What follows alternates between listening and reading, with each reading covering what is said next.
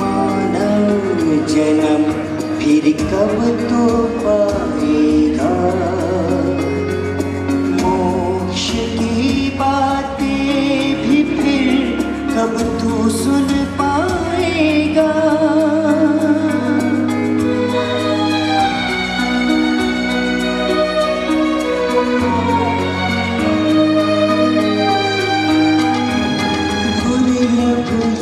मानव जन्म फिर कब तो पाएगा,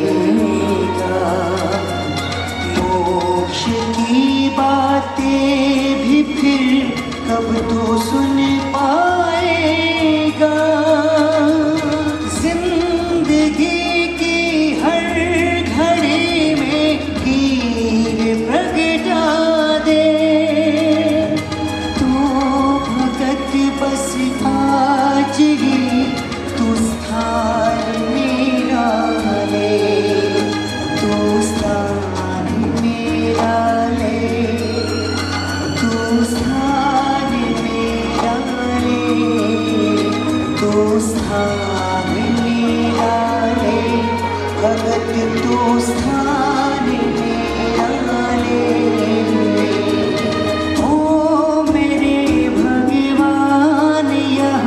वरदान मुझको दे, तू जहाँ रहता वहाँ पर स्थान मुझको दे। ओ मेरे भगवान यह वरदान मुझको दे,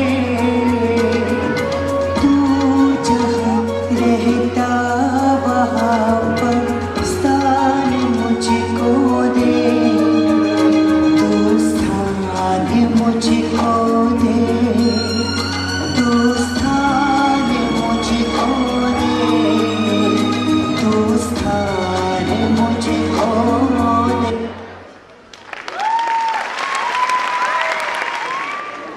राकेश जी चौवटिया साहब, मुकेश जी मेहता, दिलीप जी सोनीकरा, इन सभी की तरफ से 5 वर्षों के लिए हर महीने का जो सहयोग राशि रखी है 1000 रुपया, आपने सहयोग देने के लिए हमें अनुमति प्रदान की है। एक बार चाहूंगा कि पांचों भामाशाहों के लिए जबरदस्त ताली हो जाए सर। अगली हमारी नाटिका है मेरे जीवन का लक्ष्य। छोटे बच्चों में जब अभी से हम डाल देंगे कि जिन तत्व ही सब कुछ है, जिन समाज के लिए ही हमें सब कुछ करना है और जिन धर्म के रूप ही हमें आचरण करना है, तो वही लक्ष्य बताने के लिए आ रहे हैं मेरे जीवन का लक्ष्य। आइए सर। इस संसार में भांत भांत के लोग सभी मिल चलिए संयोग जय जिनेन्द्र। क्या पधारे हुए सभी अतिथि अध्यापकों तथा श्रोतागणों को मैं ऋतिक सोनीकरा, मैं चिराग जोशी, हमारा आपको प्रणाम।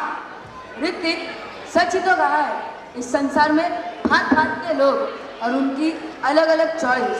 किसी को पसंद है पैंट शर्ट तो किसी को लुभाए जीन्स। अरे चिराग, इतना ही नहीं, आजकल तो पढ़ाई में भी तो होती है चॉइस। किसी को बनना है पायलट तो किसी को बनना है डांसर। अरे ऋतिक, कितनों की गाड़ी तो डॉक्टर और इंजीनियर पे ही अटकी हुई है। इसीलिए तो किसी किसी माता पिता को जीवन को बिगाड़ने वाला क्रिश्चियन कॉन्वेंट स्कूल ही तो पसंद है। और कितनों के मन को हर्षाती है संस्कारों के उपजन करने वाली हमारी संस्कार वाटिका। आजकल किस प्रैक्टिकल कल्चर में सब कुछ सा जरूरी बन गया है। अरे भाई, हमारा क्या, हमें भी तो कुछ बनना है। अरे रुक रुक, सुनिए सब क्या कह रहे हैं। क्या कह रहे हैं? क्या कहा? हम अभी तक छोटे हैं, कैसे अपने भविष्य में सही और गलत का फैसला कर पाएंगे। अरे जाने दो, ये तो बहुत आगे की बात है। अभी तो हमें संस्कार वाटिका का एक संस्कारी बालक बनना है। पुण्यशालियों, ये कोई प्रयोग या प्रोग्राम नहीं, ये एक प्रक्रिया है। प्रक्रिया है अध्ययन के ध्यान से अध्ययन बनने की, क्योंकि भावना ही भवनाशिनी है। और आप बड़ों ने तो हमें सिखाया, जेवी एक्शन तेवी रिएक्शन। आज हर तरफ प्रैक्टिकल इंडिपेंडेंट कल्चर ही दिखाई देता है। मुझे बताओ चिराग, ऐसी प्रगति हमारी किस काम की जिसके अंत में हमारे माता पिता को ही कहना पड़े सब कुछ तो कमाया पर हमने हमारा धर्म ही कमा दिया। पहले ही हमने हमारे बेटे को धर्म से जोड़ा होता, आज वो हमारा होता, हमारे पास होता।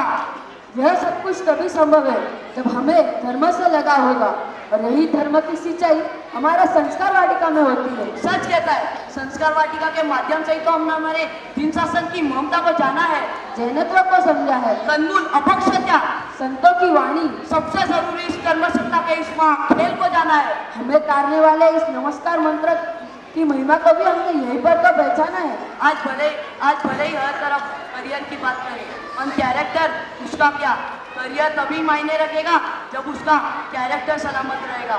मुझे बताओ चिराग, 100 रुपये कमाने के लिए अगर कोई आदमी अपने लाखों रुपए गवा दे तो क्या कहलाएगा? मूर्ख ही तो कहलाएगा वह।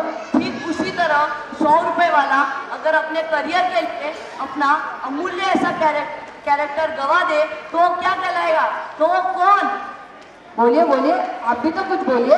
आप तो ये जानते ही हैं, आप सभी को ये पता ही है, कोई भी आदमी धन, कीर्ति, सफलता के शिखर को छू ले, फिर भी संयम के राह पर अपना संपूर्ण जीवन समर्पण करने वाले एक संस्कारी जीव का आगे भी नतमस्तक हो जाता है। हाँ, ये तो तूने एकदम माफ तौर की बात कही है। इतना ही क्यों, कई मान, चारित्रवान, सहनशीलता की मूर्तियाँ, यानी हमारी अनेकों सदियों से भरा हुआ इतिहास आज हमें अपनी ओर खींचता है। पर आज हमारे चारों ओर क्या चल रहा है? भाई का दुश्मन, घर में बंटवारे की लड़ाई, द्वेष, मोह, मत्सर से भर चुका है सारा संसार। क्यों हमारे देश में नूतन शवों की जरूरत आन पड़ी है? सोचिए, जरा आप भी सोचिए, आपको अपना जवाब खुद ही मिल जाएगा। ये सब हो रहा है हमारी झूठी मूठी शानों की वजह से, हमारे संस्कारों की कमी की वजह से। हम ऐसा होने न देंगे, हम हमारे धर्म को होने न देंगे। तो बोलिए, देंगे ना आप हमारा साथ? भेजेंगे ना अपने बच्चों को हमारे संस्कार वाटिका में? इसीलिए आज हम हमारे जीवन का लक्ष्य मानकर कहते हैं, लक्ष्य मेरा, मैं कुछ ना कुछ कर जाऊंगा। लक्ष्य मेरा, मैं कुछ ना कुछ कर जाऊंगा। पैसा तो कमाऊंगा ही, पैसा तो कमाऊंगा ही, पर जनों को रोशन कर जाऊंगा। प्रति मास 1000 रुपये देने की योजना में हमारे पास 9 नाम आए हैं साहब, जो इस तरह से हैं: मुकेश जी मेहता, दिलीप पनराज जी सोनीगरा, पंकज बालचंद जी बाफना, दिलीप गणेशमल जी चौहटिया, पंकज लालचंद जी बाफना, राजेश लालचंद जी बाफना, शांतिलाल जी चोपड़ा, ललित जी सोनीगरा और चोपड़ा ज्वेलर्स निगड़ी। इन समस्त भामाशाओं के लिए हम साधुवाद धन्यवाद देते हैं।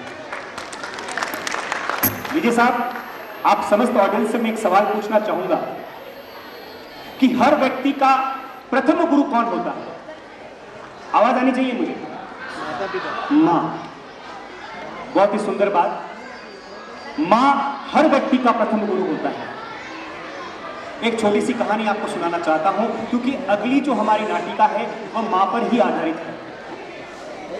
एक 5 साल का बच्चा जिसके पिता नहीं थे, सिर्फ मां थी, और वो मां अपने बच्चे को हमेशा स्कूल छोड़ने जाया करती थी। तो उसके जितने भी दोस्त थे, उसके सखा थे, उसके साथी थे, वो उसको छेड़ते थे, क्योंकि उसकी मां काणी थी, उसकी एक आंख नहीं थी। उसके सभी दोस्त उसको कहते थे कि तू काणी का छोरा, तेरी मां काणी, तेरी मां ऐसी, तेरी मां कुरूप। तो बच्चे को साहब बड़ा गुस्सा आया करता था। बच्चा घर पे आता और मां पे गर्म होता कि मां तू मुझे स्कूल छोड़ने मत आया कर, मैं अपने दोस्तों के साथ चला जाऊंगा। लेकिन मां को अपने बच्चे से बहुत प्रेम था, वो फिर भी उसको छोड़ने जाती। धीरे धीरे बच्चा बड़ा हुआ, हॉस्टल में आ गया। हॉस्टल में आने के बाद फिर महीने में एक बार जाना पड़ता पैसा देने के लिए। तो जब भी महीने में एक बार मां जाती थी, फिर भी उसके दोस्त उसको छेड़ते थे कि तेरी मां काणी, तेरी मां ऐसी, तेरी मां वैसी, तेरी मां कुरूप। बच्चे लोग ध्यान दीजिएगा, अगर आपके दोस्त अगर आपसे ऐसा कहे कि तेरी मम्मी ब्यूटीफुल नहीं है, तेरे पापा हैंडसम नहीं है, तो वो दोस्त नहीं है। मित्र किसे कहते हैं साहब? मित्र सूर्यवाची का पर्यायवाची शब्द है। सूर्य का पर्यायवाची शब्द है मित्र। जो शख्स हमारे जीवन में उजाला ला सके, रोशनी ला सके, वह मित्र है। दोस्ती कैसी होनी चाहिए? दोस्ती होनी चाहिए दूध और पानी के जैसे। जब किसी दूध को आप स्टोव पर चढ़ा दीजिए जब तक उसमें पानी है, पानी उबल उबल के निकल जाएगा भाप बन के। जैसे ही दूध में से पानी खत्म हो जाएगा, दूध देखेगा कि मेरा दोस्त मर चुका है, जा चुका है, तो दूध उफन के बाहर आएगा। लेकिन जैसे ही उसमें आप पानी डालेंगे, दूध वापस बैठ जाएगा। सब दोस्ती होनी चाहिए दूध और पानी जैसी। तो मैं आपसे कह रहा था कि वो समस्त बच्चे उसको छेड़ा करते थे।